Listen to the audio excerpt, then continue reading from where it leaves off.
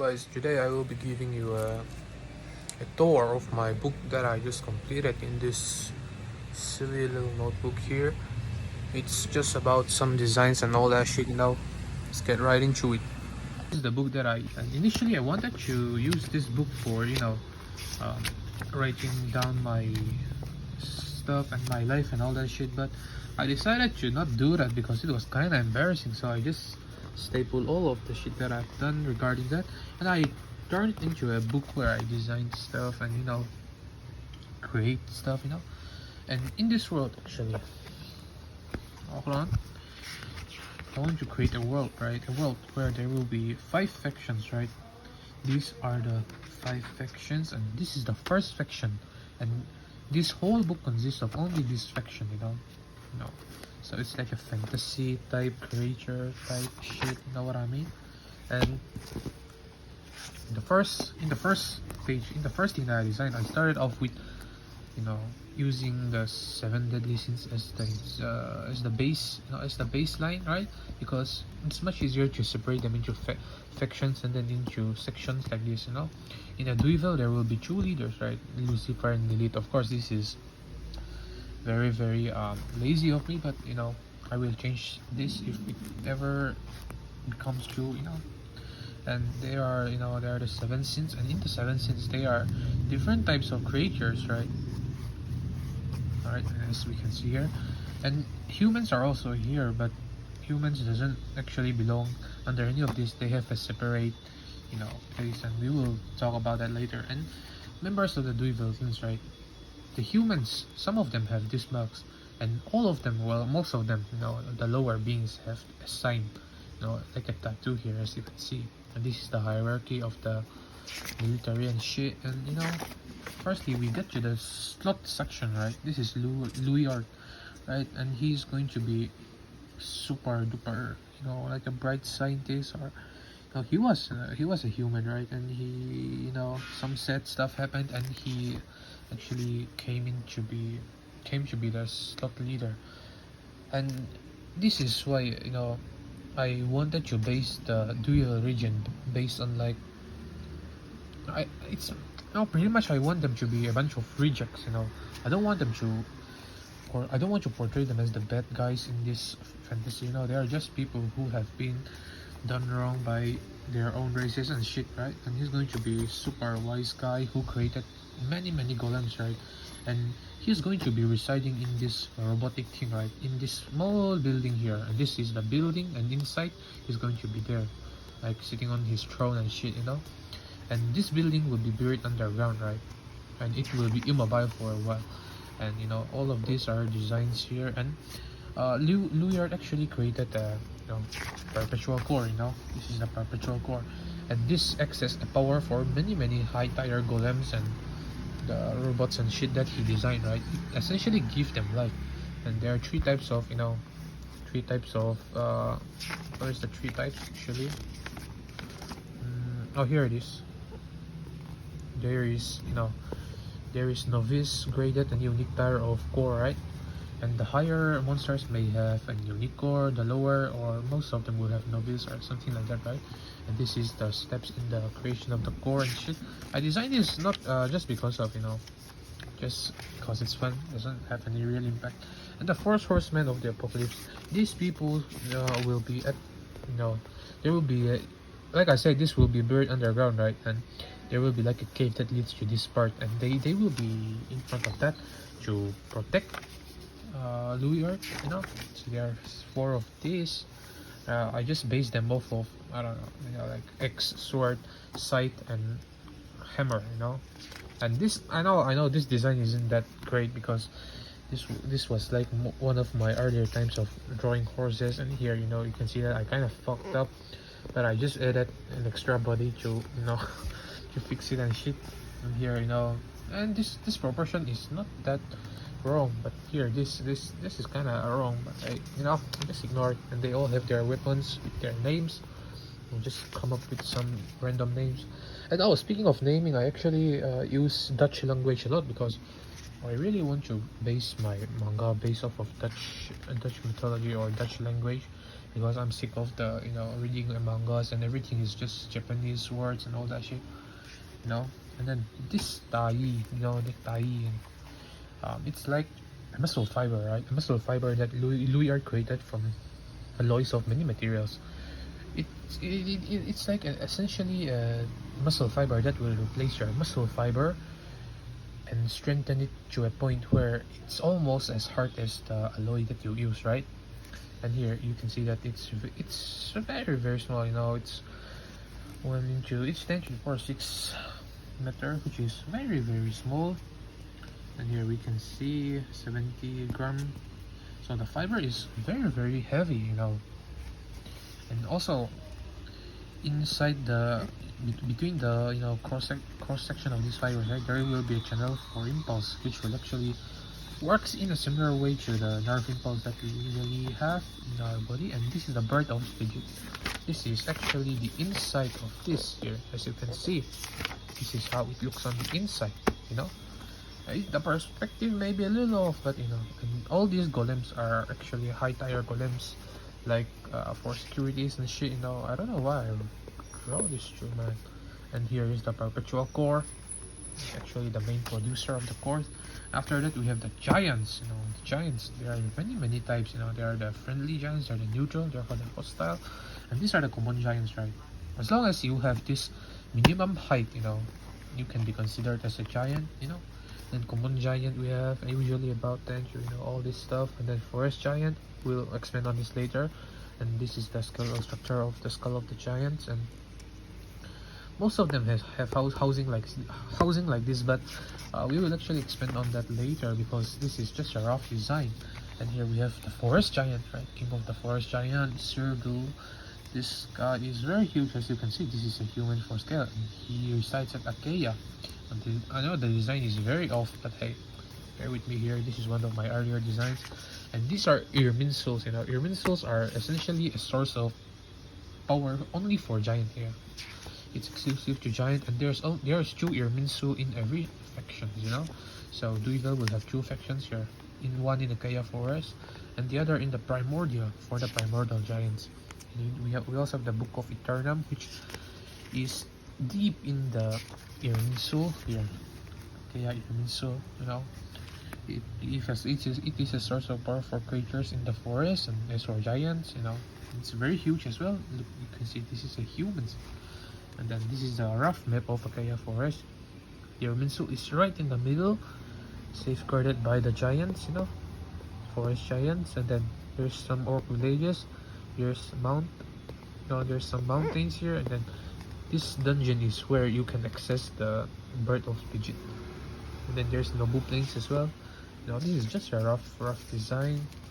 Here we have the primordial giant. These are giants that are very old. And then this guy is not too huge, but he's quite powerful. I do like the design on this. And then we have Snake, the name Snake. The first part actually means punch in our language, and so I gave him a huge ass hand so he can punch very hard. And he's very big actually. And then he is also strong. And this is Puddle of Erebus. This is where all the primordial giants are sealed. Excuse me. Here there's actually, this is where the giants are sealed. And if how do I say? Yeah, it's like a seal. If this seal is broken, then these giants will come out. And there's actually let's see, there's the primordial overlord, which is actually their leader, and there are 3 primordial giants. This is the next primordial giant. This is Mus. What Mus is very strong and very agile, and can also give offspring. Yeah, you can see that it has many hairs, right? 1 hair strand can transform into a spider. Very scary. But the spiders are not that strong, so hey, who knows, man. And then we have Nefa. This is the Irminsuls for the primordial giants. No, it's not as big as compared to the Achaia one, but hey, it is one. It is the shit. And we have primordial overlord. This is Gokson, quite big as well. The weapon is called stirrup, which is used from the which is made from the bark of the world tree. You know, the world tree. I probably should rename that to something else. I don't want to be based on other stuff too much. This is the giant overhaul, right? Where there are different um, utensils, right? But I cannot fill this out yet because I haven't designed the other factions yet. And these are the other giant durations: French giant, you know, found in seas and coastal areas, and even in deep seas. Red giant have an exclusive regions for them because they are very big.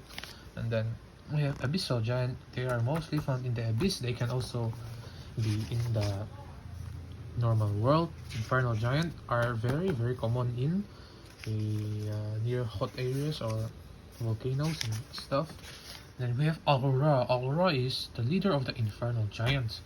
He is also very strong and he is very big, as we can see. There's a human here. You know, I actually very like the design on this guy. You know, he looks very intimidating. And we have golems. Golems are, you know, they are pretty much lifeless, right? But if you have enough wisdom and a higher grade core, you can actually create a conscious golem here, which is very well to think about. And we have different golem standard, ancient golems, and then all types of golems.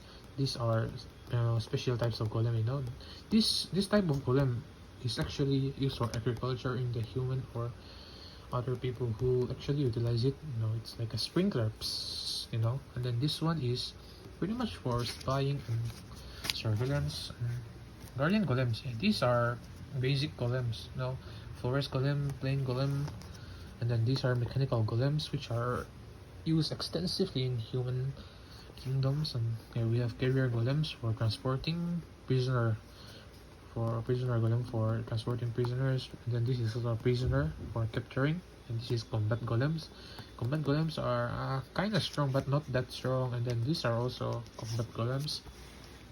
And then this is another transport golem, but this is for transporting people and not materials. You know, this hatch can open and then you go in and then chuk.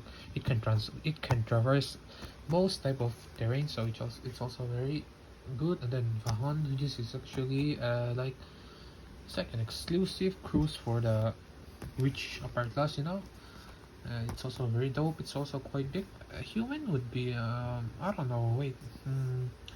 Yeah, there's a door here, as you can see, so you can kind of imagine how big it will be. Then the elemental golems, right? These are different types of golem: fire golem, rock golem, ice golem, and magma golem, as you can know from their names where they would be. And this is the elemental golem king. It is actually alive. You know, these types of golem are alive. You know, these types are not alive because most elemental golems are actually made naturally. You know, they're not artificially made. We have Crypto, very strong and very big, as you can see. This is human for scale. Then the ancient golems. Oh, I know this design is says, but I overlook it. Obvious is this is the second order of the ancient golems. Very strong. You know, he has his head sealed, and you know, if they are unsealed, he will be even stronger. And then this is Kayaziz, very strong, very strong. No, it can actually wield lightning. And then Perseus, this is also very strong, like probably one of the strongest among these three. And then after that we have this guy, the final order. This guy is he's not as strong, but he's very powerful, if I remember correctly. And then this is his lightning sword or something like that. And then this tortoise, it's actually like the lesser animals of this slot section. You know, and there's also slot here, as we can see from the first page. You know, here the primordials are legend level, infernal are also legend level, and then some of the, you know, ancient golems are also legend level. From here we can see how strong each of them are, but of course this doesn't actually reflect their true strength, because they can be much stronger depending on the situation. We have gluttony section. Okay, the gluttony section, their leader is Drok. This guy is so broken when I made him. Well, it's not actually a guy, it's just a creature. And this creature, it's so strong that it can actually devour nothing, you know. when I say nothing, like the concept of nothingness, right? But it's actually, under heavy control, because it is actually the direct pet of the leader of this faction, which is Lucifer. So he actually keeps this guy in check, and also quite big. And then after that, Ouroboros, which is Mythos level, and it is the child of this creature. It's also very strong. um you know it's commonly found in the abyss. Well, actually, it's found in the abyss. I can't say commonly because it's only one creature. And then Cthulhu is actually found in the coastal region, and it is in the sealed form. When it is in the sealed form, it's only Legentire, and if it is unsealed, then it will be very, very strong. It's not as big as you can see. This is a human for scale, and the weapon has two phases, right? This is the first phase, which he possesses here, and then this is the phase when it is unsealed, or when he is unsealed. And this is the abyss. The abyss is beyond the surface world, right here. As we can see, we have the bird host digit here, and then there's dead kilometer below, 20, 30, 40, and then once we reach 100, we start reaching the abyss, right? And then first level, second level, third level, fourth level, and fifth level, sixth level. There's so many stuff that you can find here. And there's underground civilization, the cave system, the heart of the continent, and then there's the lush cave, and there's major monsters occurrence, all this stuff. And contrary to the abyss, we also have the ether, which is actually the sky, right? This is the Mount Almos. Then, as we go up, the Sky Kingdom, Prometheus lair, Sky Kingdom, Narcourt lair, and as the more we go up, the heavier the air becomes. And due to this, it's very hard to ascend. And once you ascend a certain level, you will reach it will actually reach the Himelian, which is like the heavenly realms, and you will have to go through the first legion of commandment in order to enter the realm. After that, we have Narcolt, which is an epic tire monster. Man, I love this design so much. Isn't it so sick? It's actually very big, See, it's 100 to 1200 meters. 1,000 to 12,000. No, 1,000 to 1,200 meters in length. So these are actually crystal mountains, Now it's commonly found in the higher ether, as you can see here in our quartz layer. I love this design, man. And then we have Prometheus, which is Master. The primordial flame consumes all. It's actually the first flame in the world, and it keeps on living. And this is the lair, it's quite big. And then there are many pillars here, actually. And once you collect all these stones and you put them in their respective pillars, you will unlock the lair. And once you unlock the lair, and you can fight Prometheus. And then this is the form of Prometheus that he will undergo after a certain time, certain phase. Yeah. Then after that, we have the dragons. This is the Jade Dragon. Pretty cool, pretty strong as well. The superior race of the dragons. And then here we have the dragon overhaul. We have the dragon god, which is actually in the humanity region. Then we have different types of dragon.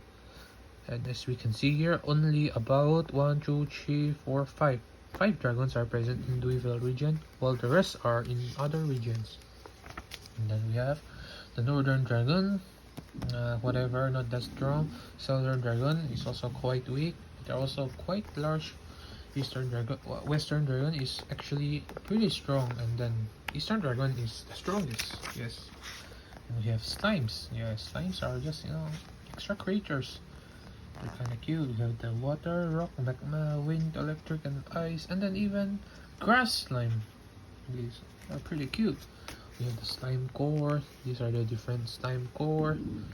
It's like their source of life, And this is more introduction to the next section. This is Bright, Leaf, and Tahat. This is the Vampire King that wreaked havoc in the heavenly realms, and then proceed to become a leader of the Bright section. Now, he's actually under a binding curse as well, because he's kind of powerful if he's at his full power, right? And so his leg got torn off. If his leg were to be reattached, he would regain his former power, and that would be very bad. That is the shackles of arrogance, you know? These are the shit that bind him, and then we have the holy gore, which is his heart. It's inside of his chest. And then we have the cracked halo. This is to signify that he's no longer a member of the heavenly realms and shit, you know what I mean? And then dark elves, these are just, you know, typical race. Not really much to say about it. They are also they're quite tall, you know, than vampires. A very strong race. Not much to say about it. The royal blood is actually gathered from vampires, you know. So a single vampire, depending on the strength of the vampire, can yield about, you know, a certain amount of ml of this royal blood. You know, usually it's 400 ml, right? And if, like, hey, as we can see here, one high vampire can give 5 liters of royal blood, and one mid vampire can give this much, and then the other can give this much, right? And using the royal blood on humans will turn them into a stronger human or an elder vampire. Using it on food will enhance its nutritional value, and the taste will be better. Using it on monster will increase in hierarchy, so from epic to legend, something like that.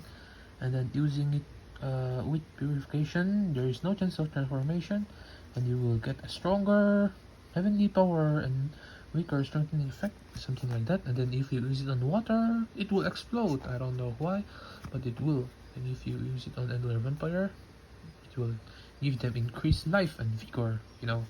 So this is just a system that could come in play later. And then we have Lich. Lich is pretty much the undead, you know. They can control some corpse. They're quite strong, but not that strong. And then moving on to the next section, we have the last section. This guy is an old guy who goes around in disguise, and you know, he is pretty much like a surveillance or a spy. You know, like the members of the last section are actually not that, you know, not geared towards sexual stuff, but they are, you know, they are mainly informants who disguise themselves and blend in different societies to gather information. Yes. And the leader is the best, this guy, right? And then after that we have the acting leader. Since this guy travels all over the world, there needs to be a leader that can stay in one place, and this is the acting leader. There's the lustful, which is governed by this acting leader, and then there's the abstinent, which are actually free living. In the lustful, we have the succubus, true form and disguise. In incubus, we have the nymphs, different types of nymphs. We have in the abstinent, we have the fairies, the mermaids, and the sirens. Right? Pretty cool, pretty cool. We have the acting leader. I know the design is trash, but you know, I'm sorry, but hey, it is what it is. And then we have the sirens. You know, like we'll speak about them here. We have the Bermudastra, which is a trial that mermaids can go through. You know, wait, did I miss mermaid? No, I didn't. So a mermaid can turn into all these types of mermaid, right? A female mermaid can turn into a warrior mermaid or a beautiful mermaid, right? After they pass this trial, or even a siren. And then mermaids can turn into a royal merman or a magic merman or a solar merman.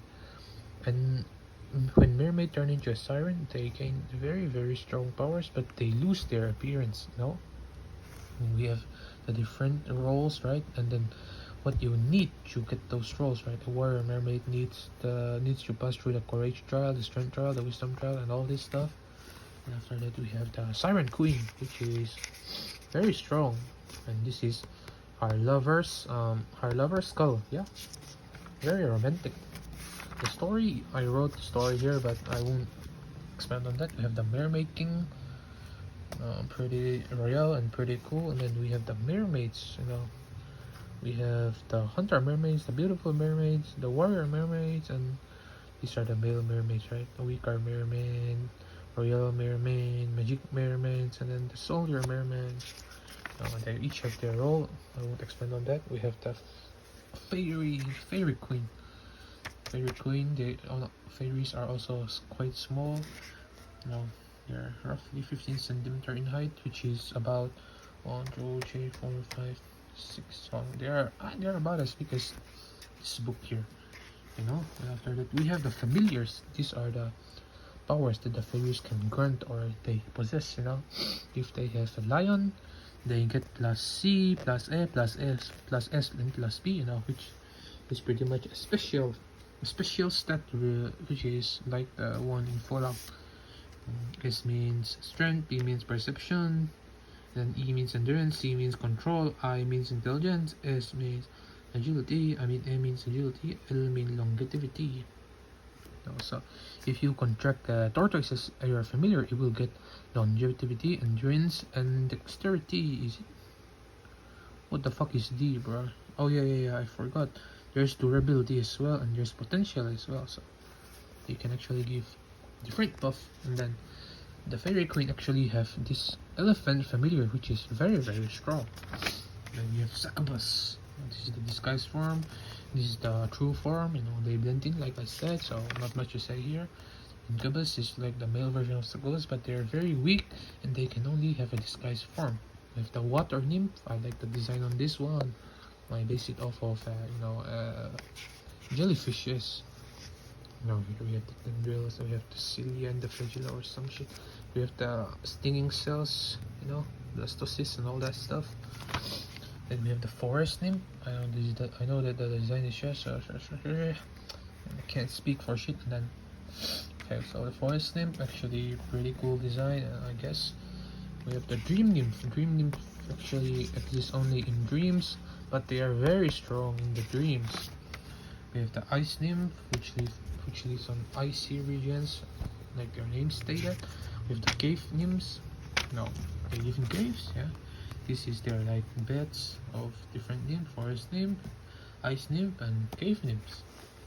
Now they are still living beings, so they do need to rest. And then we have the greed faction. There is L, which is their leader, and then we have different types of subsection. These are the shield of L, which protects their leader, and the sword, which fights for their leader. We have the elders, and we have the vice leader Volsor.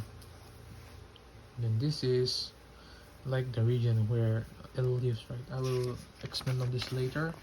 We have L, very big, very big. You know, it's like the first one of the first giant, you know. And then we have Dei, which is the weapon that L uses. With Volsor. Volsor is a fallen angel, one of the leaders of the commandment, well, ex-leaders. Very strong, very strong, and Volsor have a pet called Chimera. Fusion of different, it's like an amalgamation of life, right? And once this Chimera kills something, it will absorb it. It will absorb this. It will absorb the soul of the thing that it kills, and you know, use it to grow itself. The soul will remain intact and stuck inside this creature. Very terrifying. We have elders. No, one more thing. For Chimera, you know, the souls can actually enter a state of reincarnation. So, they could be reincarnated into something stronger or something weaker. Pretty cool. With the elders, Ki and Gen. I based this heavily off of the gold skin noble from Elden Ring. No. And as we know, Ki actually governs over the life. Hold on, yeah, you know, Ki actually governs over the living beings within the factions, like the orcs, the goblins, and the seers, and Gen overseers against the non-living things like fractures and miasmas, you know. So moving on, we have there's actually a secret elder that I designed later, which is named Mo. Mo cannot be seen or felt, but it is always present. Mo can actually give many buff to, you know, anyone, right? Super buffer. So I came up with this whole system where Mo uses cards, and Mo can draw 4 cards every time, and depending on the card the card symbol that he gets, he will give buffs, right? Like if you get diamonds, he will give overall stat boost, and each diamond card doubles the effect, the final effect, and if he roll 4 of them, it will give 100 times the stats. And then same stuff with all these symbols. And there's also special combinations, like if it rolls only this or only this, it will give this special effect, and if he rolls all of them at once, and it will give invulnerability for 20 seconds. And if he rolls only this and only this, and then if he rolls this, like something like that. I spent all my brain juice for this back then. Pretty cool. And then we have the Shield of L, which protects L. We have the Dawn, who likes flowers. We have the Tiff, which is actually a praying mantis. Praying mantis golem. It's not living. And then we have Ree, which is actually super cool and super strong swordsman. Look at this. The whole body is sword. And you know, these swords on the back act as seals. So if you remove one, he'll get stronger. Remove another, he'll get stronger. Something like that. We have Sul, which is super duper strong mage. You can actually resurrect people as long as they don't die too. They don't remain dead for too long. We have Tough, which is super skilled archer. Once she opens her eyes, you know, the game is over. Well, not really, but she becomes super strong if she uses her eye, but she rarely uses her eye. And we have Mirror. Mirror is a berserker, and she can control many puppets as well, and even the corpses. It's not a necromancy, it's a puppetry. We have the non-living stuff. Bell is a dimensional fracture. It usually happens naturally, but it can also be made artificially. It is very scary. I won't expand on it, but it's very scary. Miasma, you know, dead magic or dead mana. Miasma can also be converted into, you know, if you mix Miasma with mana, you'll get enhanced magic. If you mix it with extreme magic, you can get fractures. You know, if you mix it with time, you know, it can give evolution to creatures and all that shit. And then Sul is a poisonous or melting gas. It's very scary. They ban the use of Sul in warfare because it can melt your skin, it can melt your whole face, and so it's very scary. We have the living stuff, right? The series like dark spirits. I won't expand on that. We have the orcs. They're not that strong, to be honest, but they can be strong depending on their, you know, variants. And we have the leprechauns. They are the cunning little creatures that love to steal gold. With the goblins are actually super huge in number, so we have to expand on them. We have their village, you know. Depending on where their village is located, the goblins can boast great strength. Like if they are in the mountains, the goblins will be very strong. If they're in the cave, they won't be that strong. If they're in plains, they are not strong. They're very weak, something like that. And we have the hierarchy, the goblin king or queen, and then goblin chief, shamans, and all this stuff. And we have goblin king, goblin queen. These are just rough designs. Don't take them literally. And then this is the goblin chief. This is the shaman. Like their mage. This is the goblin warriors. This is the goblin commanders. This is the archers, soldiers, and counselors, and then the mages, hunters, and then workers. Finally, after that, we can move on to the next faction, which is Rat. Quiz, super duper strong. You know, it possesses 1, 2, 3, 4, 5, 6 into 2, which is 12. It possesses 12 arms, but all the arms are cut off, and the main body is sealed below the abyss. But you know, okay, wait, I'll explain it later. But it have 2 eyes, Genesis and Omega. You know, if you put this, you gain consciousness. If you put the Snida, which is the stinger here, you'll gain like enhanced intelligence, right? And then the arms are scattered all over the different regions, right? And yeah, so these are different arms, right? The first arm for the left side, the first arm for the right side, something like that. The first R, the second R, the third R, the fourth R, and as you keep giving him, or as Telemachus keeps regaining his arms, you know, it will become stronger. It will provide buffs like grants basic sensation, and then enhance all the stats and something like that, right? And then it goes like that and goes like that. The 5th R, the 6th R, till the final R, which will provide so much strength that it's basically extinction level. Right here, we'll talk about the growth types. We have different types of effects, buff, you know, and strengthening, debuff, poison, and then curse, something like that. And we also have the growth types. growth types, if it is plus, it means it is additive, right? If it is X, it is multiplicative. If it is upward arrow, it is exponential growth, so it means they will be very strong.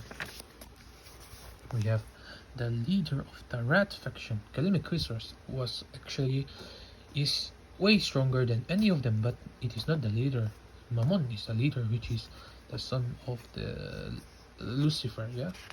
Very wise and very rational. They are not evil, like I said. We have Shiki, which is the Grim Reaper. So Shiki will try to get people to the afterlife. But if people can fight off Shiki, they can actually live. But Shiki will become stronger, and it possesses 12 forms. So they have to fight through the different forms every time, and the forms becomes increasingly stronger as well. We have the Minotaur, typical race. I won't expand on that. We have the Minotaur Chieftain, which is like the Minotaur leader. We have the Tarnish. Yeah, Tarnish are actually, like I said, people who have managed to defeat the Shiki. And for people who defeated the 11th form of the Shiki, they are actually on A and S tier because they are much stronger, and so they gain, like they gather different tarnish and they create this hideout, you know, where they can be safe from the Shiki, and if someone is attacked by Shiki, they can immediately help them, you know. And then these are the S tiers tarnish who like govern a lot of tarnish, you know, who are in charge of many tarnish, like us. I would say we have the Great Undead, Fear.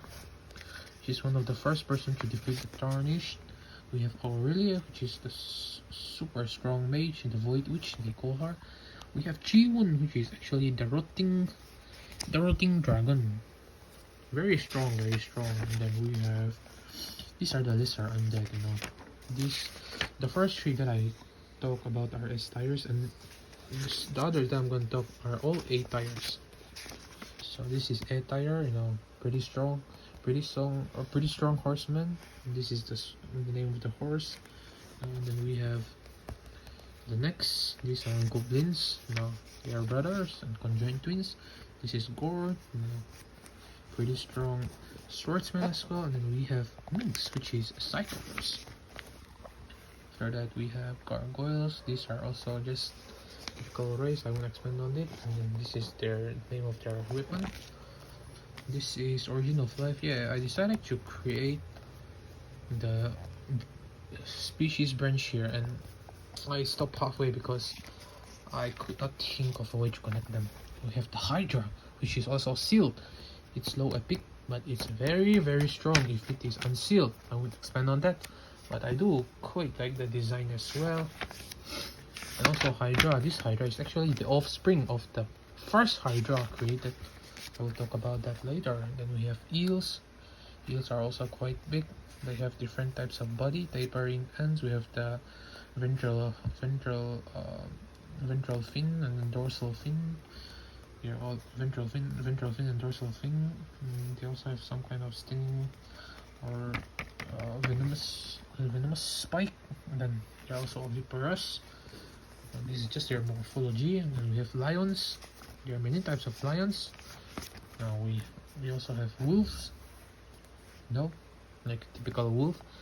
And we have the mountain lions, we have the sea lions, we have the cave lions, we have the snow lions, we have the swamp lions, we have two other lions, actually three that I did not design it because they will be designed for the other factions: sky lions, sun lions, and void lions. These three lions are much stronger than the lions here. Now moving on to the next section, we have Envy. Envy, you know, Niak, the leader is Niak, right? Why Niak, you may ask? Because if you read this in reverse, it's Cain. And Cain is, you know, Cain from the Bible, actually. Sin, the sin of envy, you know.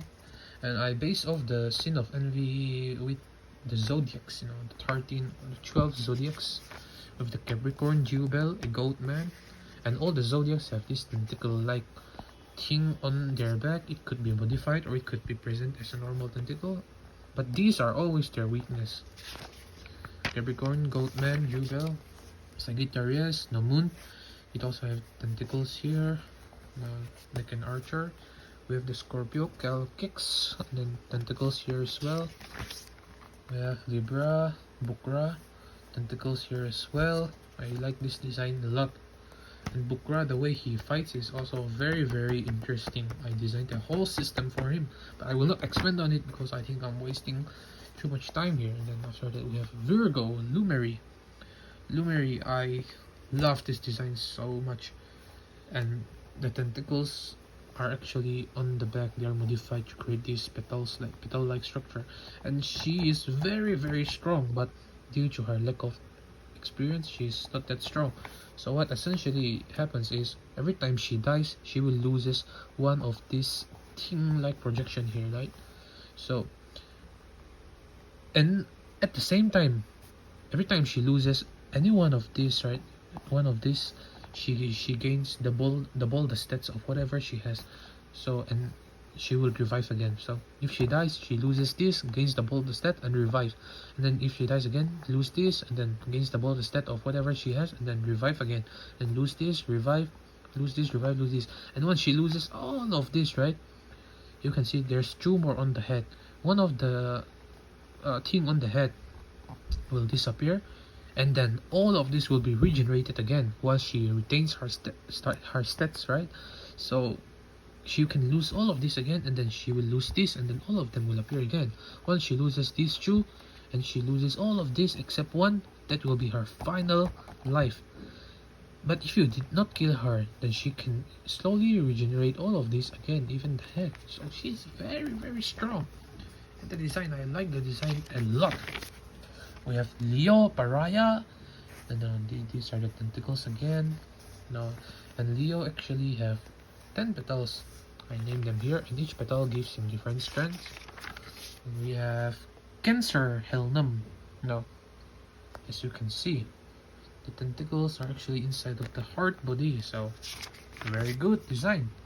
Gemini, we have Mole and Lan.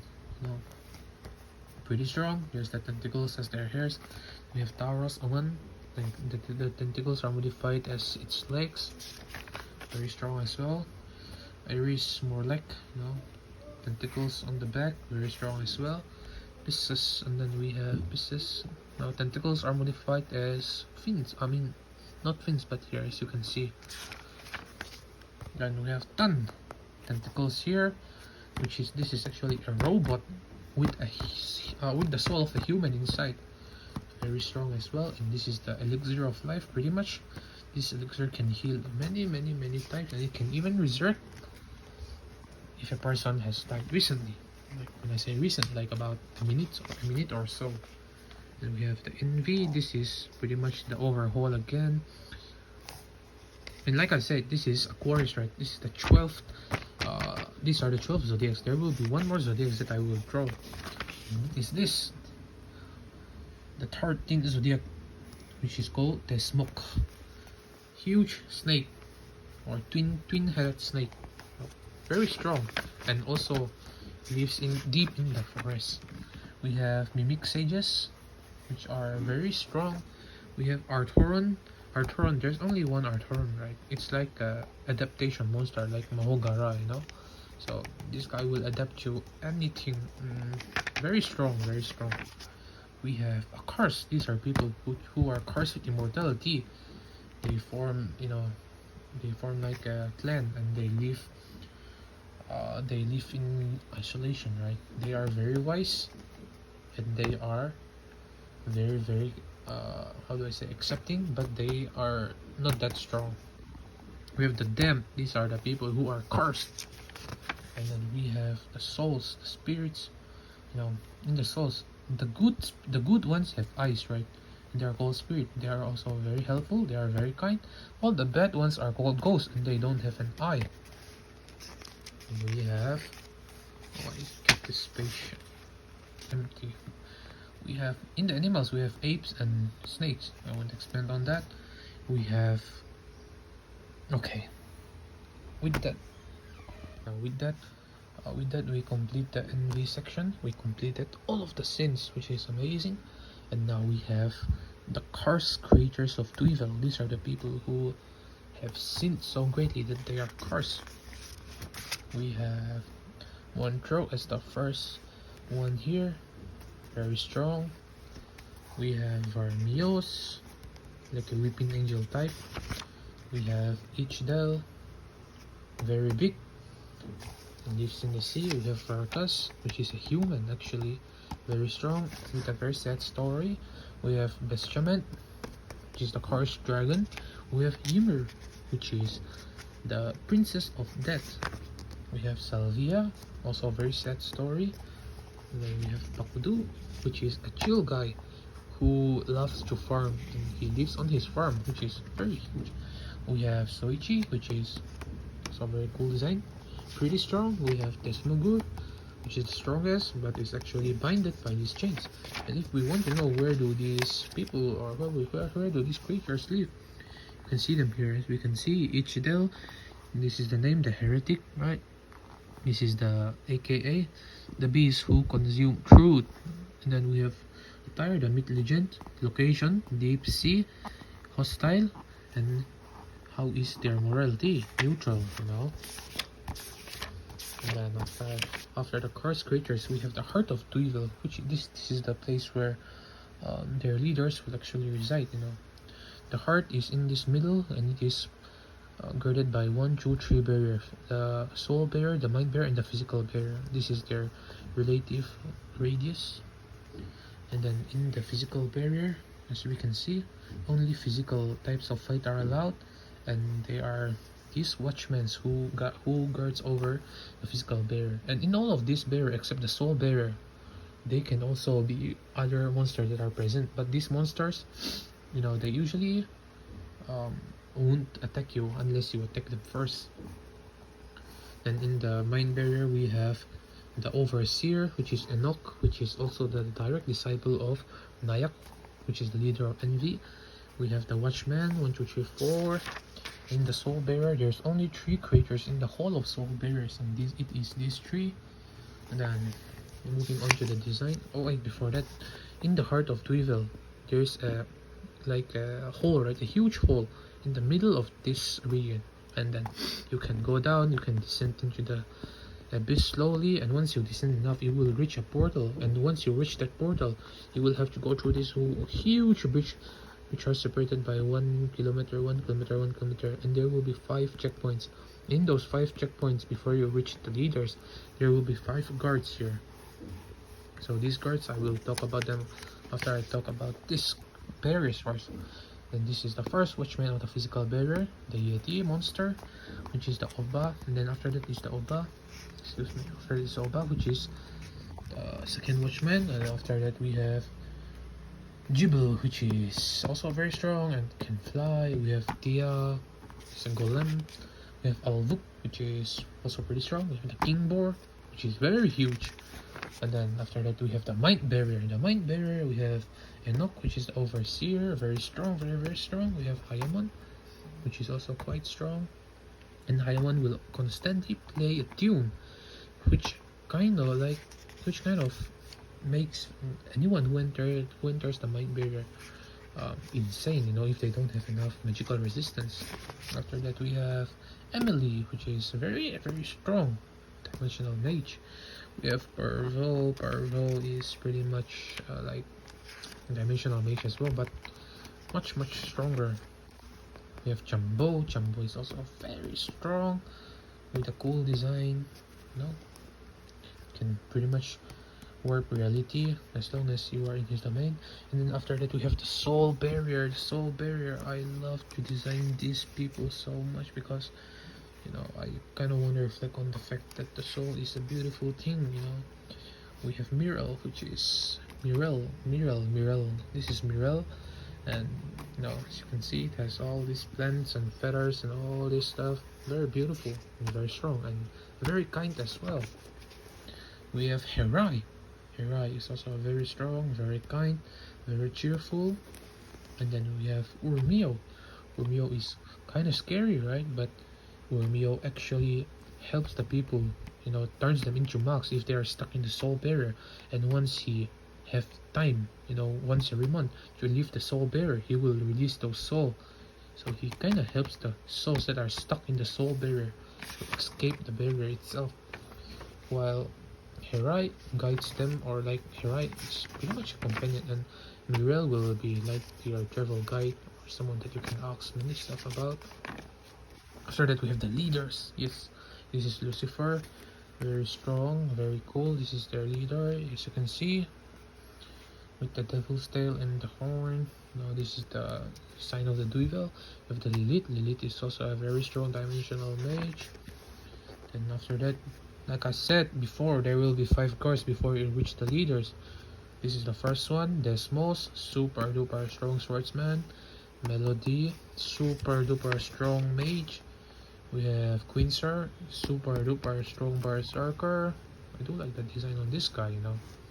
And this guy actually created a scar with his hands on himself because he wanted to feel something. We have Zil. What is that? I can't see. Zilhon Foreman. Yeah, actually. This is also a super strong necromancer. We have a Gargon, which is the first Hydra, and the Hydra that we saw earlier was son, or was offspring of this one. Uh, it's very huge. This is about 1 kilometer. No, very strong, very powerful. This is the last line of defense. And then after all of that, we have some snippets of the daily life. Now this is a goblin hut, you know, where the goblins sleep. We have some weapons and stuff. We have some barrels, you know. Cozy place overall. This is Fairy's leisure. This is the interior of Fairy's home. You know, with the chair with some notes. We have stacks of books. We have some books as well. We have the window. We have the beds. We have the lights. We have the carpets. We have the paintings and all that stuff. We have an accursed perpetuity. No, this is a curse where a place where excuse me. This is where an accursed will live, right? In their home and tents. You know, these are the beds. This is their tents, their lanterns, their campfires, their lecterns, their bags, their jugs and mugs, their chests, and all that stuff. And this is a mermaid's. This will be a mermaid home, you know, the aquatic respite is what I call it. This is the bed of the mermaid. This is their tables. This is their chairs. This is their chest. This is their light. These are sea barnacles. These are, yeah, corals. Yeah, you know, pretty much. That's pretty much it, you know. Have some air bubbles. Then we have Pakdu's farm, like I said. Pakdu was one of the cursed creatures back then, and he possessed a farm, right? He's very huge, like I said. This is one of the angles from where you could see the farm. You know, bunch of beautiful harvests with some windmills, with some barns and all that stuff. And then we have Spirit Pole. Spirit Poles are I'll explain about them later, but Spirit Pole on top of a mountain, you know. These are the valleys, very beautiful. After that, we have the world building elements, you know. These are the types of magics. I won't expand on them. This is the historical events, you know. The first calamity, the extinct wars, the single race dominance, the rise of humans, and all that stuff. We have, oh, here I will explain about the Spirit Pole.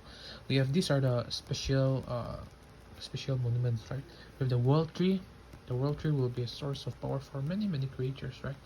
We have the heart of the sea, which is similar to this, but for aquatic creatures. We have the abyss seal, which is a source of power for abyssal creatures. We have the soul mark. The soul mark can be found in traces, like in the form of spirit balls on many different places, right? And the spirit ball can give people like people who meditate their like power and stuff. It's mainly for monks and angels and like people of the heavenly realms, right? And we have the map. I will leave this for the last.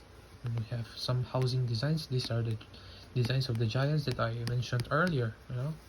Pretty much like I mentioned earlier, it's mainly just logs and some stones and some and some trees, you know. This is for the vampires, very cool design, very gothic. This is for the dark elves, you know, pretty pretty ancient, because they live in the sky kingdoms, right? They don't have that much access to good materials. And we have the mermaids, pretty cool designs, you know, coral reef designs, some hillside designs. We have the fairies, you know, fruity designs. Yes, we have the goblins, pretty much simple hay house design. The minotaurs usually have the Viking designs. With the Akars have the tent designs. And this is the systematic working of magic, where I explain how magic works in this world. And then the growth, you know, the growth vectors, the stats, what those stats means, something like that. We have the average base stats for all of them, but these stats will not be shown to themselves, or it cannot be seen, because I don't want it to be RPG like. We have the magical mechanics, where I explain the inertia of magics and how a higher skilled magician actually manipulates them. We have this is what is this integration? Oh yeah, this is how much humans are in different regions and how much duivel members are in other regions, something like that. We have the relationship chart, you know, do they hate each other, do they love it? And then this, with this we completed the fiction. Like I said, we will go and see the map. The map is pretty huge, as you can see. This is the heart of the region, and the duivel region is split into different regions again. We have the deep region, the bistro region, the obula region, Bulwark region, and then here there is actually the farm, you know, Pakdu's farm. Then here Ouroboros here, but it's deep in the abyss, right? And then there's big monsters here. And then this is the volcano where the infernal giants pretty much are present. And then these are some mountains and plains. And then this is where the Ikea Peninsula is, as we can see here. This is the high mountain, and here we can see a spirit pool. Yeah, I think that pretty much wraps my yep session about this book, you know. It's pretty cool, yeah. It's pretty cool, pretty nice. Now I'll do this once I completed the other regions. I do really like some of my designs here, you know. Our current design is pretty cool. And then we also have some of the zodiacs I do really like. You know, this guy Hilnam, and then and this guy Lumeri and Bukra as well. Who love their design so much. Designing them was super cool. And Lucifer Lit, you know, just typical designs, you know. Then designing this guy was also super cool as well. And yeah, pretty much yep so much that it's already nighttime, you know. Hey, thank you for coming with me on this wonderful yep session. I know that I suck at speaking, but I'm working there, you know. And once I finish the next faction, I'll come back to yep about it. Thank you so much. Oh, before I end the video, I will actually explain what I meant by the working of magics. You know, like I said, I want to explain this because it's quite whatever. So we have magic, right? Any form of magic. It could be a mana, it could be miasma, it could be elements, any kind of like simple form of magic, right? Or a magical source. So after that, you would take that magic and you catabolize it. So you basically destroy that magic, right? And you destroy that magic into the simplest form of particle, which is called magica. You know, it will be similar to quarks in our real life. Then after that, anabolism, right? An abolition. So you manipulate the magica into the desired form of magic. It will be the same as taking quarks, right, pure form of energy, and arranging them in a way that it resembles a proton or neutrinos, electrons, protons, or positron, or something like that, right? Once you get those particles after an abolition, you will combine them, and this is the combination process, right? You combine a desired amount of certain particles to create elements or to create anything that you want, and after you release. So it's pretty much like the same as quantum physics, right? Quantum physics and some chemistry. And yeah, once you like actually form what you desire, like a fire or anything like that, you could pretty much release it. So this is why chemists in this world will be able to learn magic much faster, and people who are, people who are, like, how do you say, skilled at magic will actually be able to mitigate the losses in this conversion, because from catabolism you will lose a large amount of um, magica, right? Because you cannot 100% efficiently convert all of the magic source into pure magica. So some people will be able to convert much more, and those people will be regarded as skilled, and then while people will be, won't be able to convert as much, and they will be unskilled, right? And some people will not be able to convert them at all, and those people will not have any magical talent, is what they would call it, right? Something like that. And yeah, that's pretty much it. Again, thank you for sticking around, and that will be all. Goodbye.